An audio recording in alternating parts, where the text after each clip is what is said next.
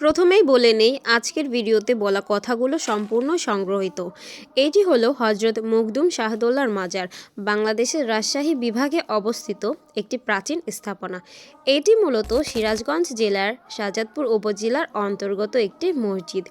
আবার অনেকের মুখে শোনা গেছে এটি নাকি একটি গায়েবী মসজিদ, আবার এটি একটি প্রত্নতাত্ত্বিক স্থাপনা। শাহ মখদুম ছিলেন ত্রয়োদশ থেকে চতুর্দশ শতাব্দীর একজন প্রখ্যাত সুফি সাধক। তিনি ছিলেন হজরত আব্দুল কাদের জিলানী রাদিয়াল্লাহু তাআলা আনহায়ের বংশধর। তার অসাধারণ ব্যক্তিত্বে মুগ্ধ হয়ে অনেক মানুষ ইসলাম ধর্ম গ্রহণ করেছিলেন, যার ফলে রাজশাহীর বিভিন্ন অঞ্চলে ইসলাম সুপ্রতিষ্ঠিত হয় এবং তার মাজার বর্তমানে ধর্মপ্রাণ মানুষের কাছে তীর্থস্থান হিসেবে পরিচিত। তিনি 1286 খ্রিস্টাব্দে জন্মগ্রহণ করেন এবং তার আসল নাম ছিলেন আব্দুল কুদ্দুস জালালউদ্দিন। তার নির্দেশনাতেই তার সঙ্গীরা বিভিন্ন স্থানে খানকা প্রতিষ্ঠা করেন এবং ওই সকল স্থানে ইসলামের বাণী ছড়িয়ে দেন।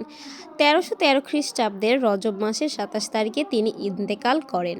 আমি আমার মতো করে বলার চেষ্টা করেছি, যদি আমার কথায় কোনো ভুল হয়ে থাকে অবশ্যই সবাই ক্ষমার দৃষ্টিতে দেখবেন। তো এই ছিল আমার আজকের ভিডিও।